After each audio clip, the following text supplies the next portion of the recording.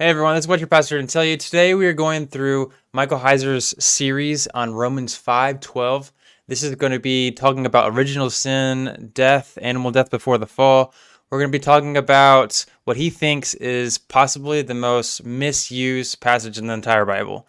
It is abused often by conservative, which is really fascinating because he was a very conservative scholar. So let's get into this. So first of all, he wants to make it clear. He says his views are, all humans are sinners and they are in need of Christ for salvation. So he's very conservative. At the same time, he's going to be combating some what most people see as conservative views. So this will be really, really fun. All right. So this is Romans 5:12, what it says and what it doesn't say.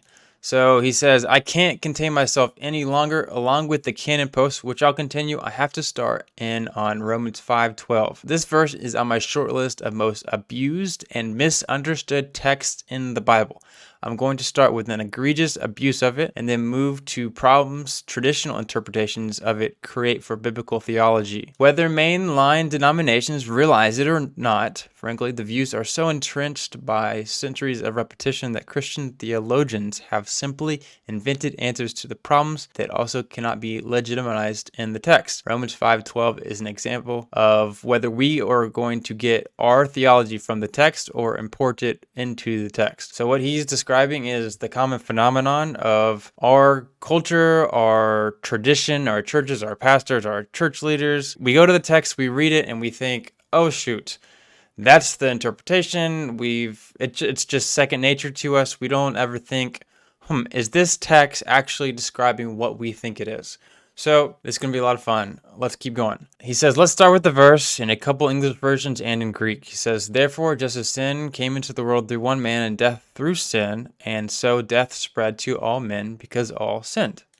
He says, therefore, just as sin entered the world through one man, and death through sin, and in this way death came to all men because all sinned. So we see a difference in spread to all men, came to all men. In RSV, he says, therefore just as sin came into the world through one man, and death came through sin, and so death spread to all because all have sinned. He says, therefore, just as one man sin entered the world, and death through sin, and thus death spread to all men because all sinned. So it seems like they're all pretty similar. Nasby, just as through one man sin entered the world, and death through sin, and so death spread to all men because all sinned. And then we have the Greek. You guys can feel free to read that on your own if you want. He says, now for the abuse. Romans 5:12 is commonly used by strict creationists, 24-hour, 6 solar days for creation, to argue that there can be no fossils before the fall. Here's a representative quotation with my highlighting. He says, according to Genesis, God created a picture of perfection. Death didn't come on the scene until man sinned. Genesis 3:15 and Romans 5:12 explain how death came after man sinned.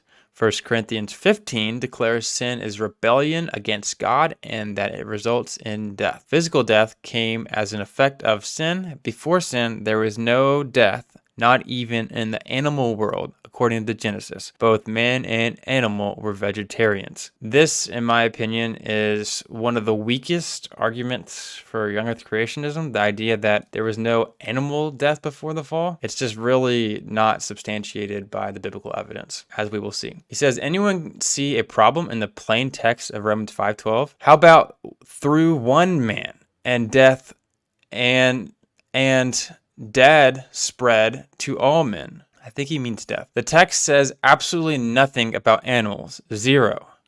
Whatever happened at the fall resulted in a transition from apparent immortality to mortality for humankind.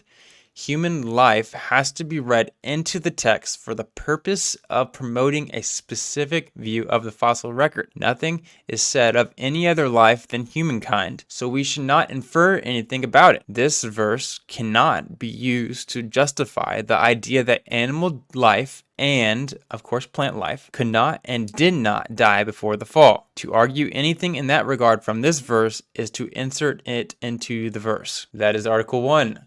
This is absolutely crazy. We're talking about some super controversial claims here. He's not holding back any punches. So, he makes a great point. In the passage, he said, therefore, just as sin came into the world through one man, one man, and death came through sin, and so death spread to all because all have sinned. There's nothing about animals here. And the immediate context is about man, not animals. The interesting thing about when people argue for this is that they, of course, I'm going to say, okay, death spread to all men, not animals. But then the young earth creationist is going to argue, but no, it says, and so death spread to all because all have sinned.